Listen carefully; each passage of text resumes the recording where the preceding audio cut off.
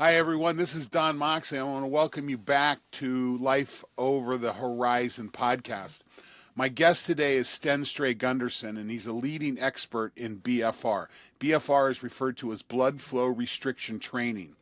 He has his Master's of Science from the University of Texas at Austin, where he conducted several studies centered on the use of BFR as it relates to cardiovascular system. He continued his academic and research pursuits at UT Austin, where he obtained his doctorate in exercise physiology and focused on the vascular response to hypoxia in older adults. Sten is also a BFR master trainer and has worked at the ROI Performance Center, where he prescribed BFR protocols and methodologies for his clients of all ages and lifestyles. Sten has also applied BFR in his work with Olympians and elite military personnel.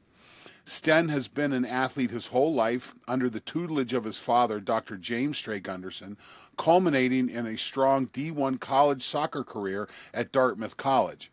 Before that, he was nationally competitive youth cross-country skier, speed skater, and track athlete. After finishing his biology degree at Dartmouth, Sten pursued his dream of professional soccer in the United States Soccer League. However, due to injury, he was unable to secure a spot on a team for the 2017 season. During rehabilitation of a grade 3 MCL tear, he was exposed to the potential of BFR for healing and fitness. This ignited an already growing interest in the underlying physiology of exercise and sports performance. This love of sport and physiology brought him to the University of Texas in Austin, where he was able to expand his knowledge and understanding of performance. He acquired his PhD and completed his postgraduate fellowship in sports science lab at the University of South Carolina. He's now an assistant professor where he performs research, teaches cardiovascular physiology, and investigates a wide range of sports-related topics, including BFR, human cognition, ergogenic aids, and more. In addition, Sten continues his role as Be Strong, providing education and other content in an effort to expand the use and understanding of BFR, continuing the work of his father to provide a robust, efficient, and feasible method for all walks of life to gain the benefit of exercise. Sten, welcome to the Life Over the Horizon podcast. Yeah, well, thank you very much for having me, Don. It's a pleasure to be on. Well, I'm excited, and just to give the audience a little bit of a background, Sten and so his dad, Jim Stray-Gunderson, I've known for several years, and ironically, I was first introduced to the concept of blood flow restriction training. I had a I am the owner of 8 knee surgeries at this point. 5 when I was wrestling, 1 shortly thereafter from a skiing accident, and then 2 more recently, cleaning up the byproducts of old surgeries. But one of them did not go well, and I was very ill for a long time from that surgery. And I ran into your dad down at a conference. We were at a conference down in Orlando, and we had a long talk about this. And I was, that I had a MRSA infection in my knee, and Yeah. finally got it knocked down. Finally got back, but I mean, I was in bed for 2 months essentially. Um, and trying to get that angry knee back. And your dad said to me, and I said, well, I'm using sauna. Because listen, I rode my bike for an hour the day before surgery. And I fully Yeah. expected to be riding my bike the week after surgery. I wrestled Olympic trials 11 days after a surgery back in the early 80s. Um, Maybe not the best decision I ever made, but it was my only shot. Um, but man, I was struggling to get back, and your dad said, no, BFR, do BFR in the sauna. Yeah. Is what he coached me to, and literally that was one of the big steps that really got me moving back from probably my lowest physiological state ever, and started to get back and at least get back into fighting, fighting position again. I'm not necessarily elite fighter right now, but I could hang in a fight. I wouldn't want to mess with you, Don. That's for sure. Well, yeah, I remember I'm just an old guy. So yeah, it's interesting how we Yeah. use BFR as this efficient rehabilitation tool. Yeah.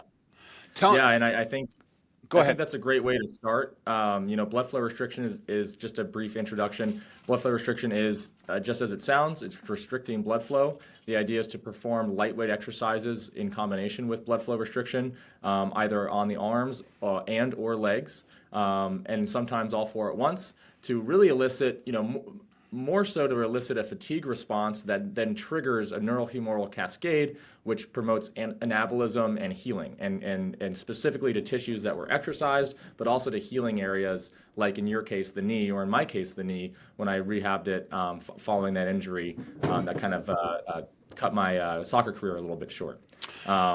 And so this is really what, like you said in the introduction, this is really what ignited me and ignited my passion for the world of BFR, because there seems to be so much more sort of that we're leaving on the table outside of the benefits to muscle growth or overall fitness, which are certainly there. But this is a way to really hack the system and help you heal and help you regenerate and increase your overall cognitive and physical resilience to stress. Yeah. And this, for the audience, this is not new to the world. Okay. Right. This may be new to you, the listener. This may be new to the United States. This may be new to the sports performance area.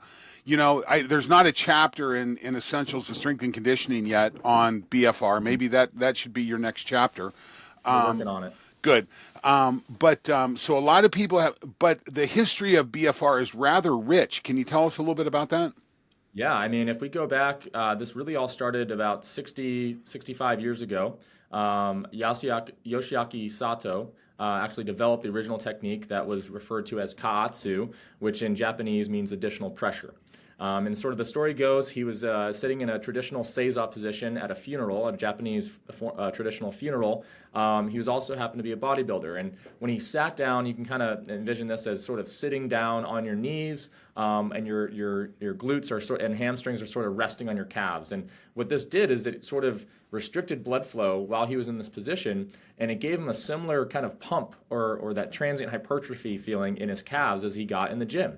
So that kind of was the light bulb moment where he said, well, maybe there might be something to this. So he ended up experimenting on himself with various belts and straps, things like that. And he kind of perfected the technique in a way to do this in a relatively safe way, but it needed a lot of instruction and supervision.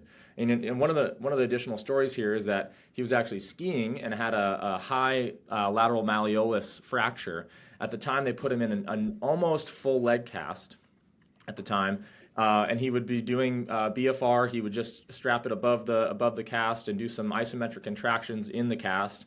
And what was really fascinating is that he was able to maintain his muscle mass when they went to change out his cast at about 6 to 8 weeks. I forget exactly when, where they normally see a lot of atrophy of that muscle because it's been immobilized. Was now actually the same size, slightly atrophy just from the lack of mechanical load and that sort of thing. But it was actually amazing how much muscle he actually maintained during that complete immobilization. And this sort of spawned on a series of different devices and iterations of the technology. So he landed on Katsu ultimately. And so as that kind of grew in Japan, hundreds of thousands of sessions were conducted. There's been a lot of safety data in the early 2000s. But since then, it's kind of come over to Europe and the Western world. It has kind of just exploded. And to your point, I think a lot of people in performance and fitness and rehabilitation are actually very aware of BFR now. If you had asked us, 8 to 10 years ago, basically no one knew about it.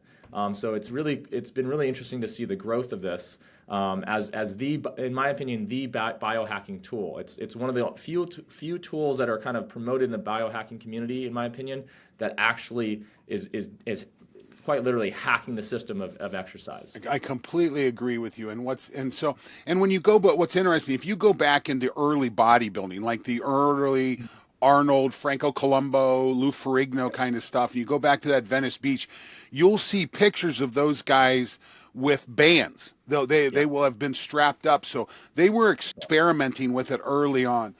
Exactly. when we take a look, so it restricts the blood flow back to the heart. So Yeah. we've got the limb under load. It's Mhm. doing work. It's restricting the blood flow back to the heart. So we're seeing an increase in what I call the signaling molecules. You know Right. that at the end of the day, for our listeners, I think it's really important to note that when we train, we tear tissue, we do things like that, but that all the tissue tearing does is create signals for Mhm. growth, inflammation and growth. Right. And so what BFR does is it increases the signaling Mhm. earlier. So you can get the equivalent signaling to your metabolism for growth at what I hear thrown around, Sten, is roughly half of the workload. Is that a fair estimate? Yeah, you could say that. I would even say as low as 20% of the workload. And when we're talking about actual mechanical loads or the actual weights you're lifting, it's generally that 20 to 30 range.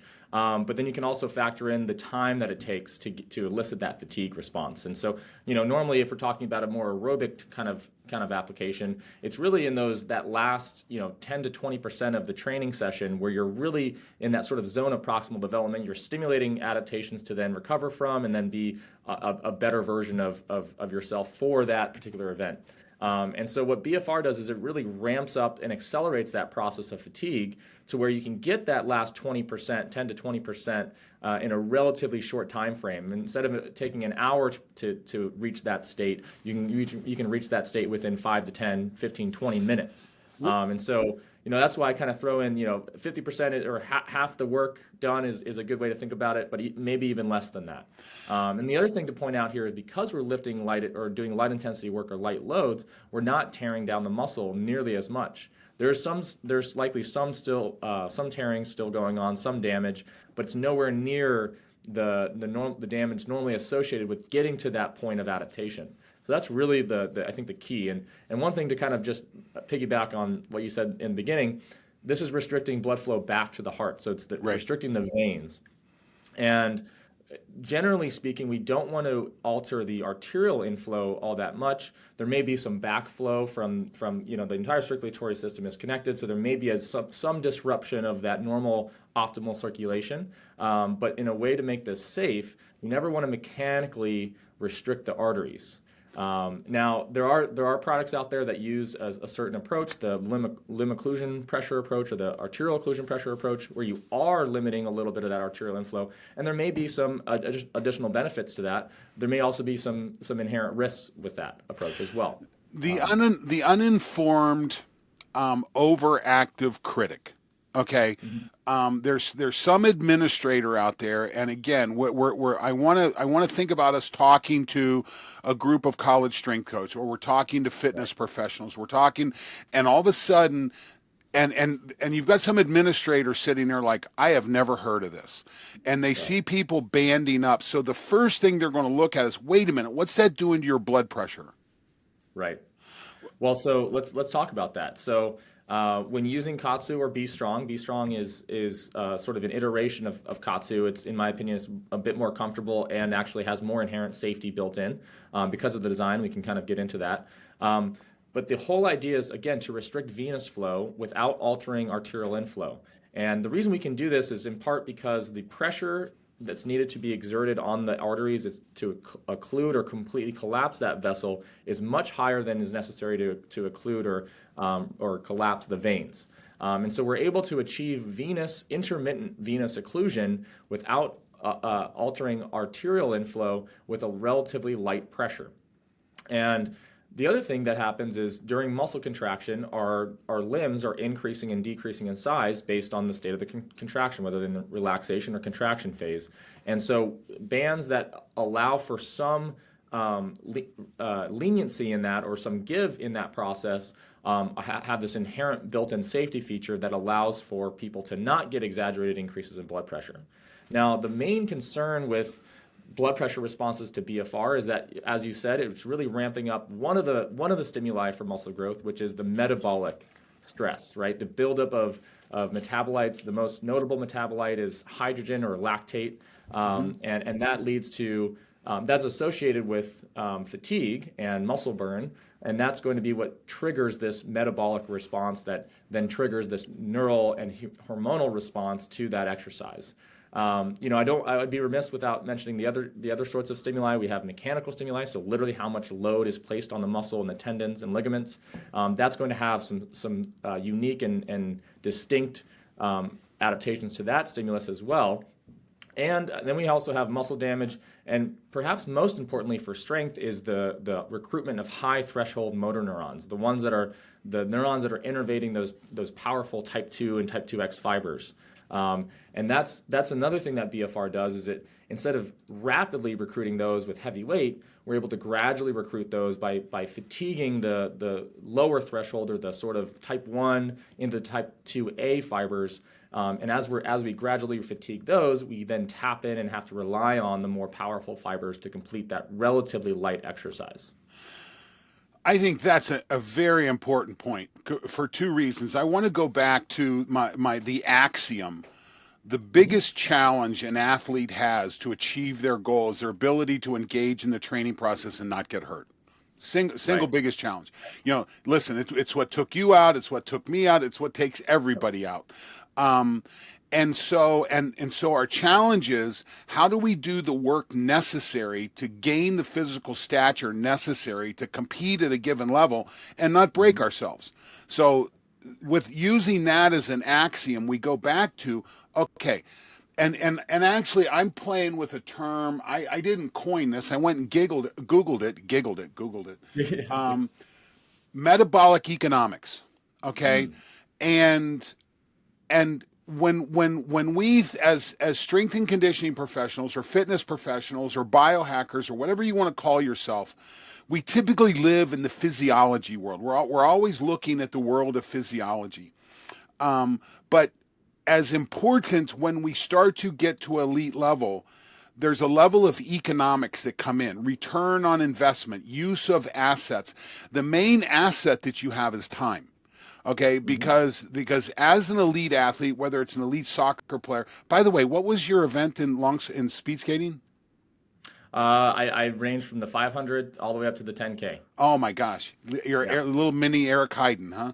Yeah, yeah, exactly. He's a good family friend, close family friend, Oh my actually. Yeah. God. Well, that's another story. But Yeah. my just for what it's worth, my bucket list, the top thing on my bucket list is attending the World Championships in long track speed skating in Wow. Holland. I want to Oh my see God. those. I want to see those crazy asses hanging on the edge of the Yeah. ice, because that One of is those. the Yeah, 1500 look, meters.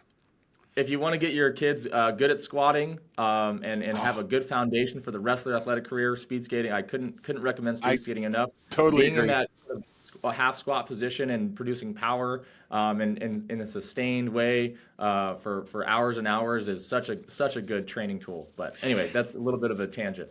No, but so we go back to this concept of economics, return Yep. on investment. It's time, it's work. No one has enough time. There's not an athlete out there that has enough time to train, the homework, the recovery, the film, that no one has enough time. And and and I think this is where our challenge, and I want to finish, we're not close to this, but before we finish up, I want to talk about what does the training facility, what does the training center of the future look like?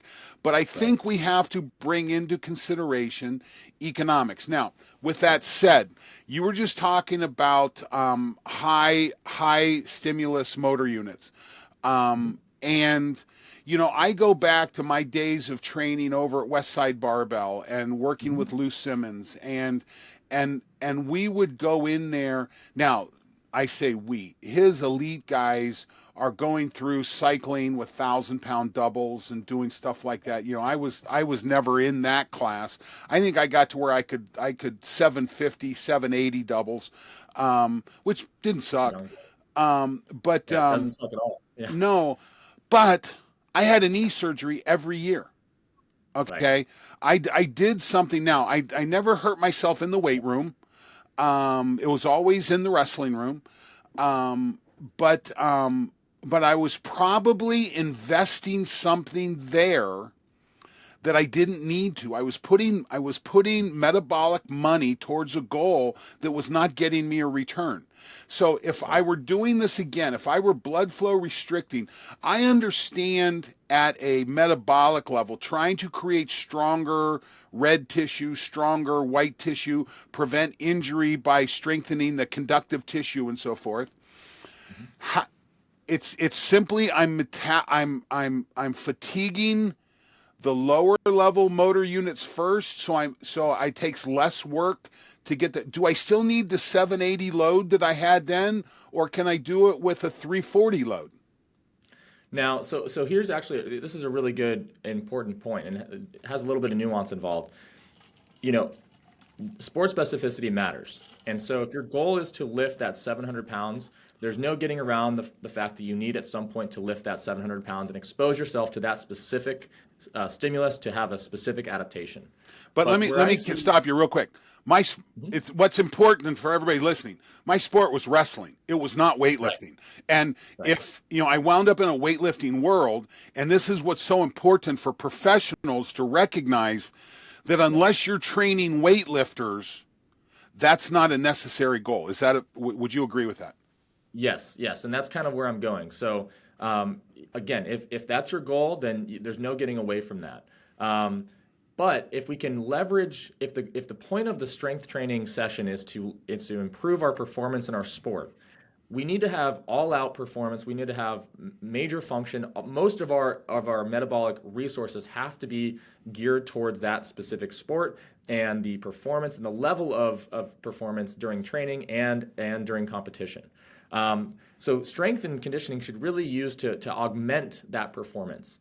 And so I don't think it's necessarily bad to expose yourself to these high loads, perhaps once a week or once every couple of weeks. But the majority of your training in the gym or the strength and conditioning room can be using BFR or using BFR as an adjunct or a sort of a polishing out off of that given workout.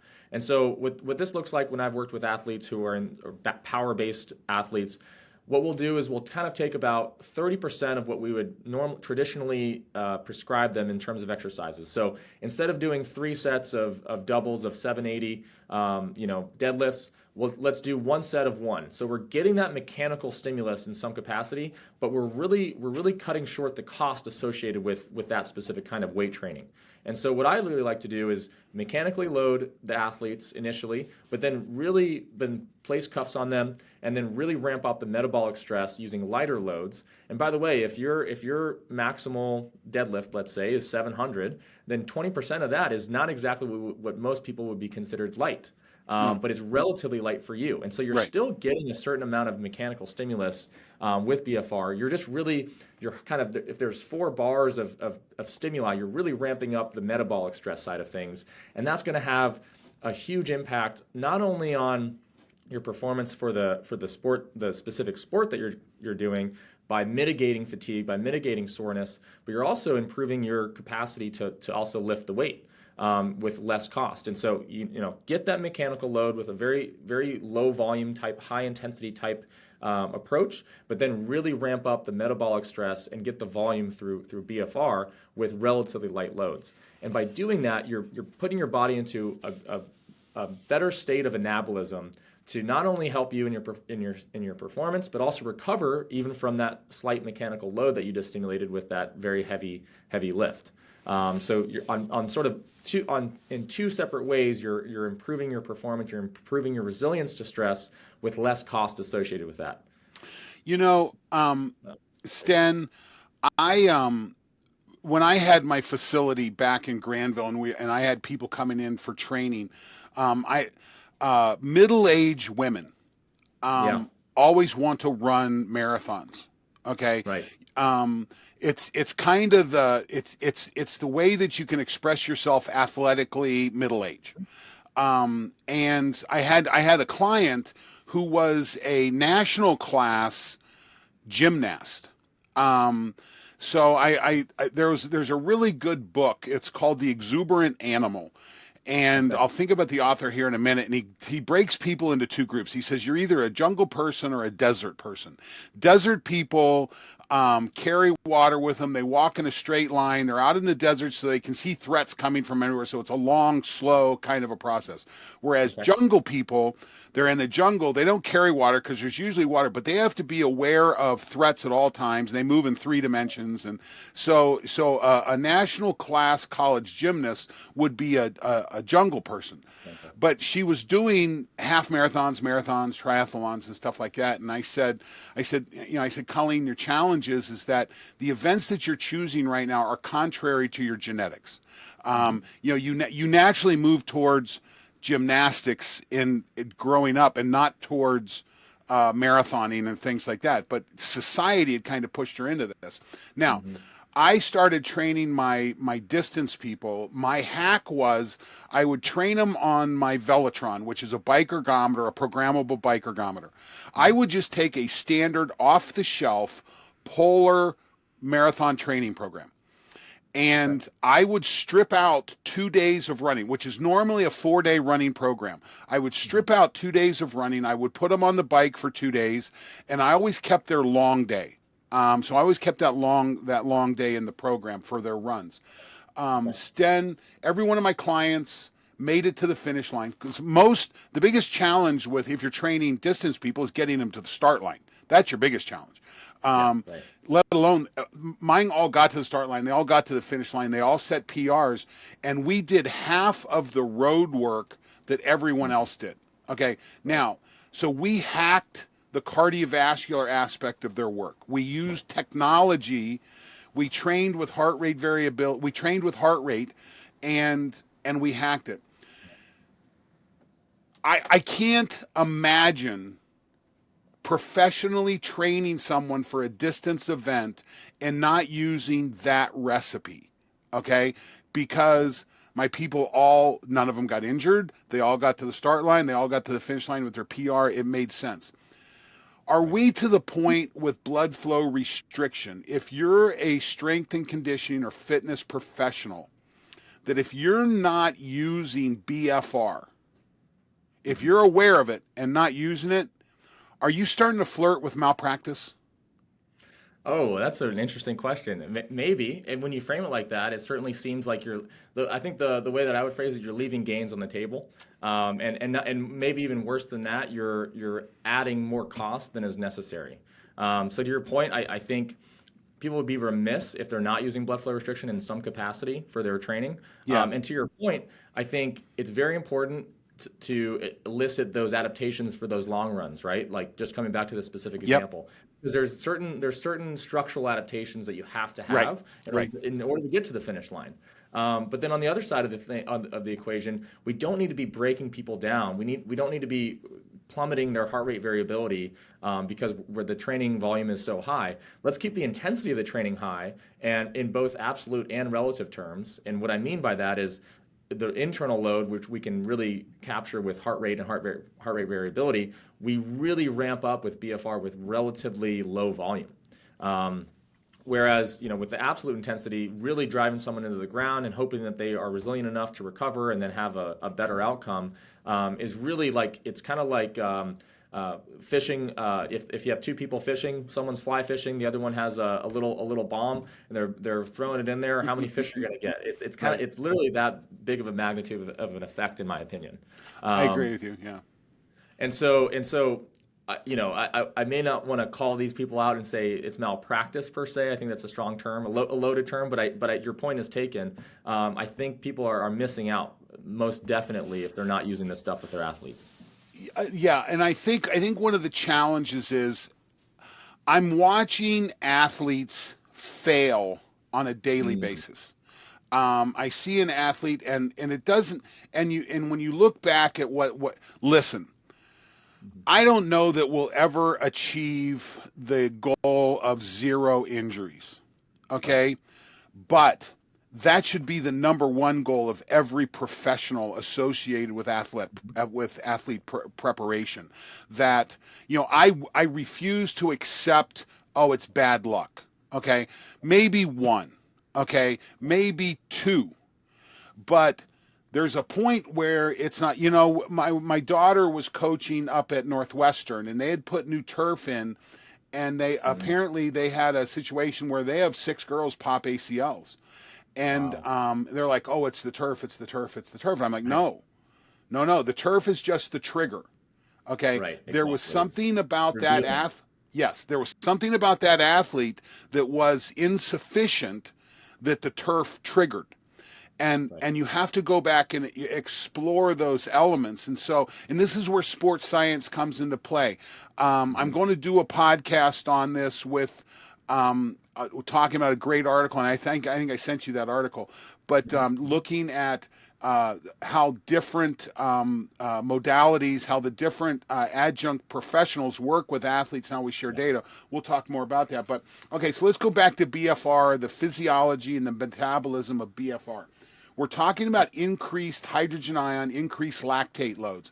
Going back to my students that I banged on for 30 years about this, lactic acid does not create delayed onset muscle soreness. This is Yeah. really important. It Yeah. creates soreness at the time, okay, Right. but it's not that delayed onset muscle soreness. We'll talk. I don't know if we'll get into this or not, but that's an important distinction. But Please. lactate builds up. Lactate elicits a cortisol response. Okay, Hmm. this is really important. Cortisol is the stress hormone that's trying to give you the elements that you need to, to essentially it's an evolutionary response. You know, if you were being chased by a lion and you needed energy reserves, lactate eventually kicks in, cortisol kicks in, and it just keeps dumping energy so you can get away from the lion. Hmm. But you pay a price for that. You pay a price for that cortisol with lactate from BFR. We're getting it earlier in the process. We're getting it with a lower load. Do we know if there's an accompanying cortisol response with that? Do we know? There is an increase in cortisol. Um, what here's where the sort of nuance I think with cortisol comes in is a simple spike in cortisol is not going to have that much effect on breaking down tissue, right? So cortisol is Right. actually a catabolic hormone, and it'll basically break down tissue in order to free up energy and allow for more sustained activity. What lactate is not necessarily stimulating cortisol, but it's associated with rises in cortisol because of the fatigue that's generated in the muscles that's associated with this high state of arousal, which is really what elicits that cortisol response. Right. But lactate is actually a big anabolic trigger more than anything, and so the lactate trigger is what is triggering the pituitary to release prohormones that or tropic hormones that then ultimately will boost your testosterone, boost your growth hormone, and all these things that help facilitate muscle repair and tissue repair. And so if we can have a slight spike in cortisol but a very fast recovery, that's actually a perfect cocktail or perfect situation to actually elicit an anabolic response with that cortisol kind of represents the cost associated with that stimulus. And so by triggering a really big peak in cortisol and then a fast recovery, we're then able to get into a non-cortisol state to then build muscle and allow for recovery. But yeah, go ahead. And this is basic interval training. Okay, that's Yeah, what I mean. This is the basic physiology of interval training. right. For those of you, again, if you sat through that, this is the important part. Sitting there in zone 4 is not where you want to be. You want to be Hmm. shooting up to zone 5 and dropping down to zone 3 and shooting Yep. up to zone 5 and dropping down. Now you may be spending time in zone 4, but it's transit time. It's that time that Right. you're going in between. It's Right. important. Now, and one of my favorite podcasts on the internet, and I recommend this, is STEM Talk, STEMTALK. Our mutual friend Ken Ford has it. And I was listening to your episode on that, and I would say to the listener, if you want to dig more into this, go check out STEM Talk, not just Sten's episode, but also your dad's episode. I think it's episode Hmm. 36. Yep. They're both very good. It's a great place to go learn. But we were talking about you were talking about hydrogen ion. We're talking about lactate, and that is a trigger for BDNF. And Yes. for the listener, brain-derived neurotrophic factor. And what BDNF is, it catalyzes the learning process. Hmm. Okay, it operates out of our motor cortex and it catalyzes. Kids who exercise are smarter than kids who don't because Yep. of BDNF. Um, And we're seeing BDNF sooner with BFR. Yeah, jury is still out on that, but Okay. in my opinion, BDNF needs to have a certain threshold of intensity to be released. And so one way to think about it is, really light intensity stuff, you're not going to really elicit a BDNF response unless it's continued throughout a long duration. You really need a moderate or high intensity to really elicit that BDNF response.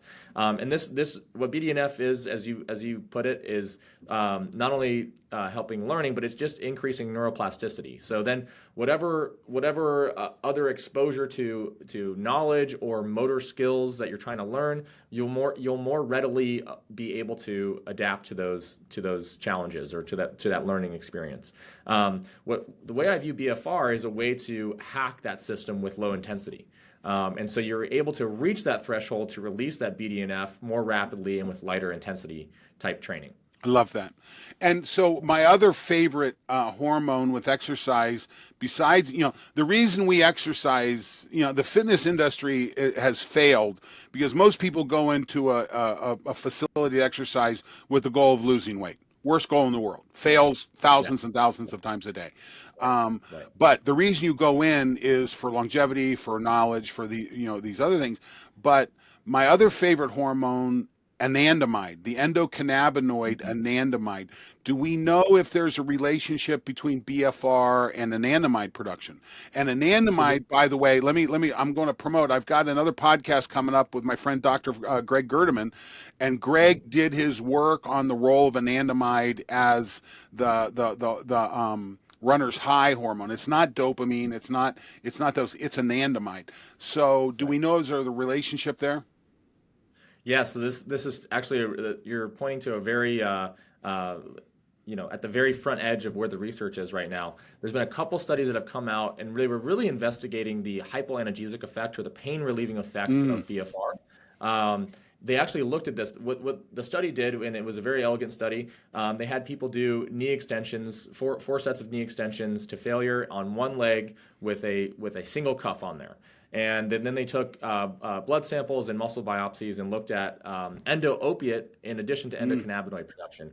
I don't remember if they used anandamide. How do you say it? I'm sorry. Anandamide. Anandamide. Yeah. I don't think they looked at anandamide, but they did look at a different endocannabinoid, and it did not increase in this particular study. The pain relieving effects that were induced by BFR were stimulated by an increase in endo-opiate production. And prostaglandin production, which helps relieve pain as well. But here's the thing. You don't get the runner's high from doing single leg knee extensions. No. You get the runner's high from doing a systemically fatiguing exercise. And so this is actually one thing, not to let the jury or the cat out of the bag, but this is one of the things I want to look into is actually all four bands on performing a full body systemically fatiguing exercise. Does that elicit this endocannabinoid response? And anecdotally, I've seen this response. I've had it reported to me in my athletes and in older clients as well. In addition to having felt it myself, I was a runner for many years. I know exactly what that feeling is like, and I elicit that feeling when I do full body systemically fatiguing exercise. So in my estimation, this is just a matter of proving this in the lab, but it's certainly at play with BFR. So for the listeners who have never tried this, you hear us talking about putting the bands on and doing lighter loads or shorter and getting the benefit. Mm-hmm. The pain element is not different. Okay, right. That if you're going to do BFR, it is painful. Okay, right. The lactate is still there. The hydrogen ion is still there. You just get there sooner. You right. get there with lighter loads. You get there, so you're able to trigger that training effect earlier, but it still hurts. Okay, so I don't want to kid anybody. Yeah, it might be a shortcut, but it's a steeper mountain. Yeah, you're getting to the same peak. You can either take the switchbacks that are nice and slow and are still difficult, or you can take the straight shot up. And so again, it's a shortcut, but it's also going to feel more intense or as intense. Okay, so let's take a look at this from a programming aspect. Let's take a step from the theoretical and let's go into the practical applied level. Right now, if a kid goes to a college weight room across this country, You're going to walk in, you're going to have a strength coach put you through a program. You're going to be in that weight room probably 3 to 4 days a week, depending on their philosophy. You're going to be doing maximal loads. There's going to be a rotation of emphasis, hopefully. And as you go into season, that may roll back from 4 to 3 to 3 to 2 days a week, depending on the time. It's usually not based on good metabolics decisions. It's based on how much time do I have. Right. Yeah, like we talked about in the beginning, Now, right? if I said, Sten, here's your room, here's your salary, here's your staff, what does your training program look like now that you have an understanding of BFR? Yeah, I think so. Number one, I wouldn't reduce the number of days they're in the gym. So I'm personally very understanding of what the student athlete life is like, and I think as much time as we can kind of keep our athletes in the gym or in the cafeteria and focused on their goals is to the good. Now, having said that, we can make those S&C sessions much more efficient. So what I would do is I would actually bring down their total volume of very maximal loads. So whatever rotation they're on, if they're trying to build lower body strength or they're trying to build full body conditioning, whatever that sort of sport or whatever that individual's needs calls for, we need to address. But really just ramp that down to about 30% of the volume that we would normally have. So let's say we have for that week 10 as a kind of a easy example for everybody to understand, 10 sets of 10 squats, right? That's a lot of volume. Wouldn't see that with a lot of places, but instead of doing that 10 sets of 10, why don't we do 3 sets of 10 or 10 sets of 3 of that high load kind of thing, but then put down the heavy weight, put on the BFR bands, and then go through those exact same exercises with some other full body exercises thrown in with relatively light loads, elicit a big fatigue response, and then hit that again the next day and the next day, allowing for sufficient recovery. Again, the message to the athlete should be your all-out performance needs to be during training. If training calls for a more moderate type day, then you need to kind of go within those constraints. Heart rate monitoring is very important here. Hormone monitoring is also very important here. So taking salivary or blood samples throughout this process can help inform how that individual athlete's responding. But as a general rule, basically cut down that maximal intensity heavy load sort of lifting down to about 30% of what you would typically have, and then incorporate BFR in that 70%. The rest of the training. So for the listener, this is a really important part. One of the reasons we lift 2 or 3 days a week alternating is because we've been taught that it takes recovery time. It takes time. Once we tear tissue, it takes a minimum of 48 hours for that tissue to repair for us to go back in. That's what we've been taught. What we're learning here is that if I do a load that's been blood flow restricted, I significantly reduce my volume.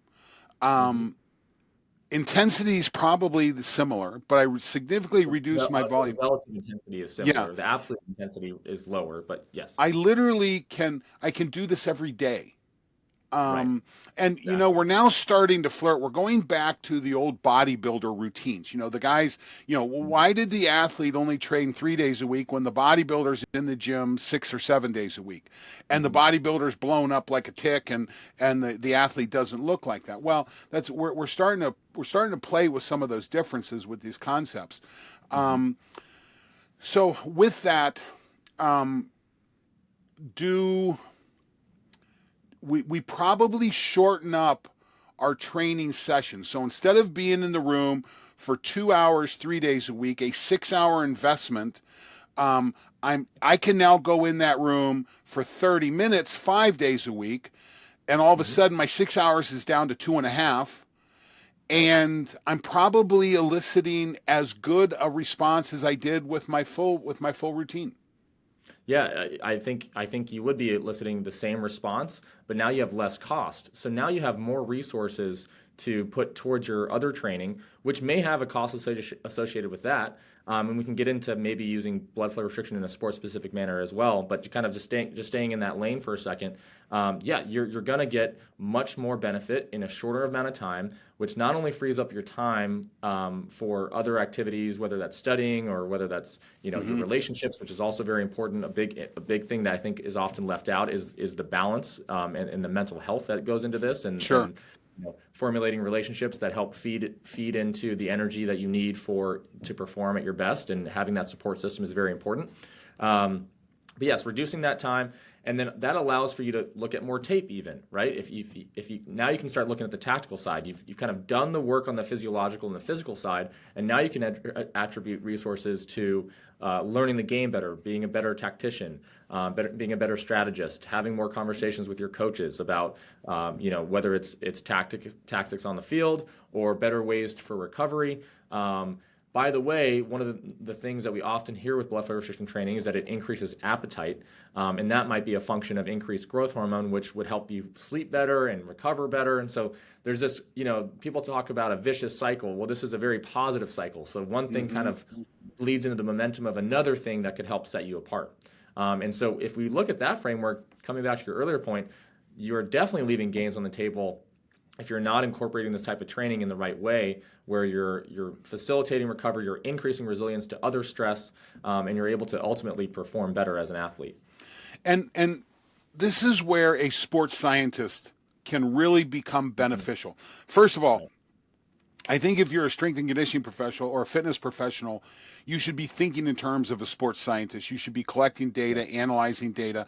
If you've listened to me before, sports science to me is creating data streams that athletes and coaches can use to make better decisions. So you want to be able to look at that whole athlete. So for the listener, one of my earlier podcasts, you'll see it on the site, is called Integrated Athlete Development Model, where we look at psychological, physiological, and skills, the whole athlete development. So this might be something you want to go take a look at.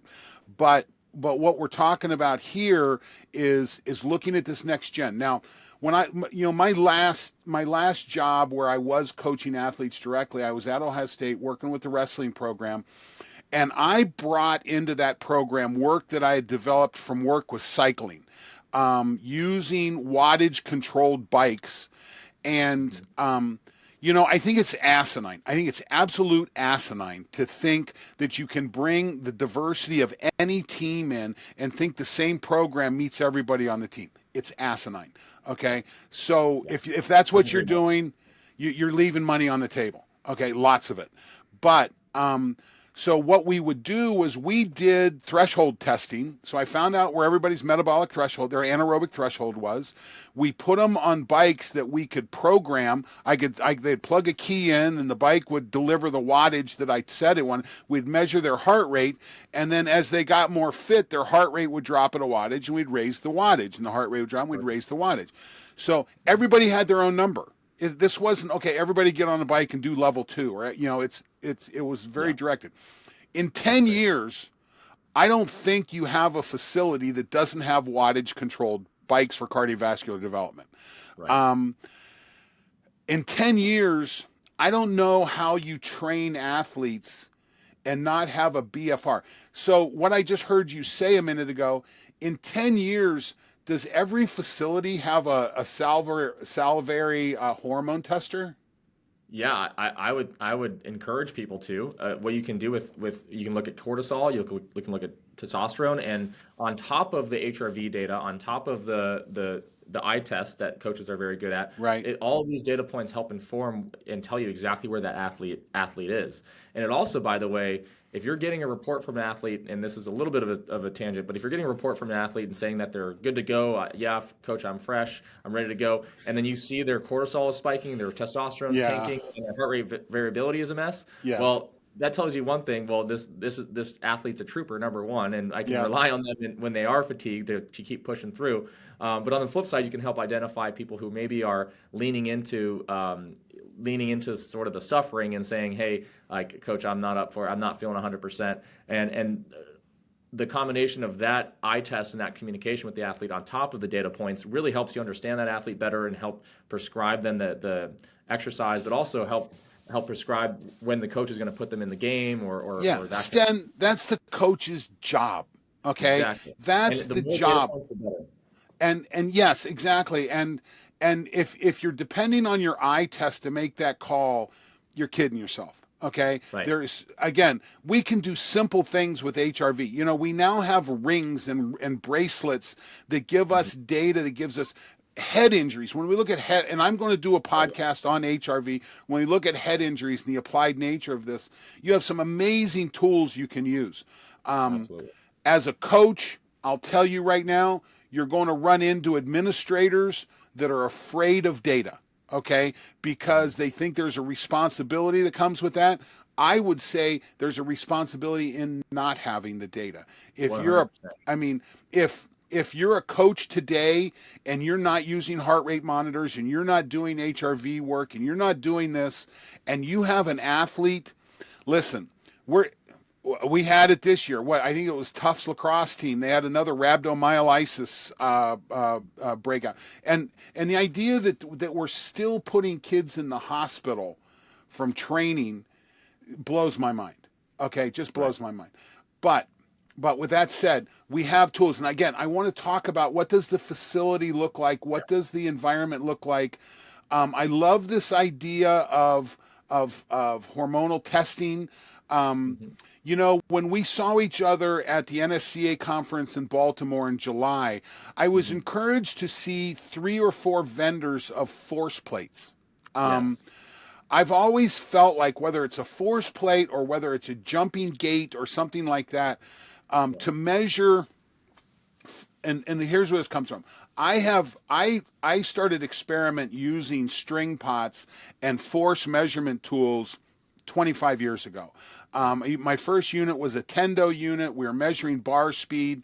It quickly came to me that we're creating data so fast you can't make decisions fast enough.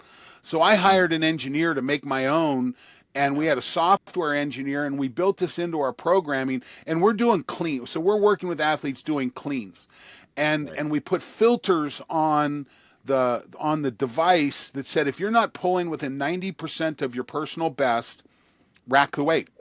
Yep. Right. So if you pulled a personal best, it'd give you a beep. If you were outside of it, it'd give you a boop. Someone gets 2 boops in a row, you rack the weight. Sten, this is 20 years ago. We were racking the weight so quickly, and still seeing steady growth that was what I would have expected had I done all. Probably, again, unlike BFR, at least half and maybe 70% more work. Right, exactly. And that's actually, I've left that out as part of not only the facility in 10 years, but also what a program might look like. I think incorporation of velocity-based training, using those force plates or tendos is extremely important to monitor neuromuscular fatigue. And again, it's another additional data point. If we can have indices of internal fatigue with heart rate variability, neural fatigue with heart rate variability, and heart rate, then we pair that with neuromuscular fatigue measures like the force plate, like your capacity to jump, like your ability to move weight. That starts to really form the narrative for that athlete and tell you exactly where they are in fatigue wise. But here's the thing. I think an ideal situation would be doing that velocity-based movement. Like you said, as soon as you hit below that 90% threshold of your peak power, you rack the weight. Now's a good time to throw on the bands because you're not able to elicit that same power. You don't need that power. You're really ramping up the metabolic side of things. So you've stimulated the nervous system with that power development, and now you're really ramping up everything else and making you more anabolic even to that power stimulus on top of that. Love that. Love that. Look like? You're going to have force plates. You're going to have Tendo unit or velocity-based units to monitor bar speed. You're going to have the good old eye test as well. I don't want to be remiss and say that's not a factor. That's a huge factor. Heart rate variability, and so not just heart rate monitors, but actual monitors that are assessing your heart rate variability, not just your heart rate and your ability to recover between sets or between sessions. There's so much data to come out of that, ladies and gentlemen. I want to tell you. Our understanding of this right now is nascent, okay? Exactly. And there's so much with as technology improves. We are learning so much so fast that this what goes back to. When we went to Baltimore, I'd been away from the athletic space for about a decade. All of a Hmm. sudden, I look and I'm like, we're talking about the same shit we were talking about 20, 30 years ago. Yeah. And it's just killing me. And I'm like, why can't we move? And that's the reason I call it life over the horizon. What are we Yeah. seeing? Young professionals. I know this sounds like it could be a lot. Oh, so you want me to use string pod data? You want me to use jump match? You want me to do blood flow restriction? You want me to use HRV? I'm not, I don't have time to do what I need to do now. This doesn't happen overnight. This Mhm. happens a little bit at a time. And I go back to, I had a lab at one of the colleges that I taught at, and literally in that lab, I changed something every day, just something little. Um, and if you came back a year after, you would say, "Wow, look at all these changes." But if you came back a week after, it looked largely the same. Um, but it's this mindset of always looking, how do I bring this in? Huge mistake to try to do it all at once. Huge Mhm. mistake. Okay. Yeah. And working with people like Sten or myself, who's got some experiences, can help keep the rug under if you can keep it from getting pulled out. Because frankly, there's a lot of professionals that when you want to change, they're going to say, listen, I like what I do. I only have to count 45, 25, 10, 5, 2.5. That's all the numbers I have to use. And if you Yeah. challenge them to do any more than that, well, it's problematic. And they will try and pull the rug out from under you. Um, but if Well, you I think what I go was going ahead, to say is I think AI and the development of AI is really going to help facilitate and make absolutely, that a lot more palatable to the average S&C coach. This also presents some new job opportunities for sports scientists. We need to have absolutely. more sports scientists as just a normal, a functional part of the team to help analyze this and present the information in a way that the coaches and other practitioners can understand. But I think integrating AI into this process, helping comb through that data in a really rapid manner, figure out patterns that are associating with certain athletes, and maybe even splitting the groups up into having certain athletes that need to work on X while another group of athletes needs to work on Y, and then helping interweave those things into a all-encompassing training program that's both individualized but is also going to help the team's performance go up as well.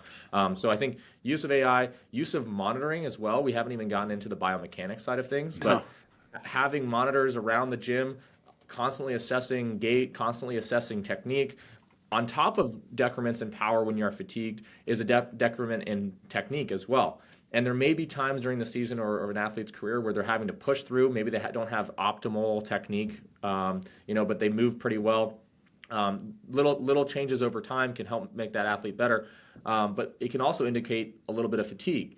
And so, on top of the power metrics that you're getting, you can also look at gait mechanics and that kind of thing. Are they activating their hips in the right way? Are they activating all the muscle groups necessary for a given movement?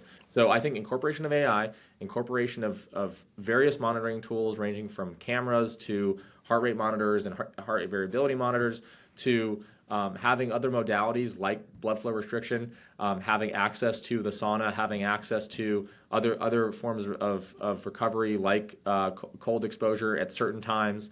All these things are going to be fully integrated into one center where that athlete comes in and all of their demands or all of their needs are met. you know, On I, top, I of by the way, too. I think I talk about this in all the podcasts. One of the things that really gave me with the wrestling program I was we got to where we're measuring about 3.5 million data points in a single Right. season. Most of those were HR and HRV, so that was the lion's share of the data. But we measured something on everything. Um, I am not the cat that can manage all that data. I was smart enough to go to the big data group in the Fisher College of Business at Ohio State. There was a professor there by the name of Ralph Greco, and we started early on the process, and I gave him a data set.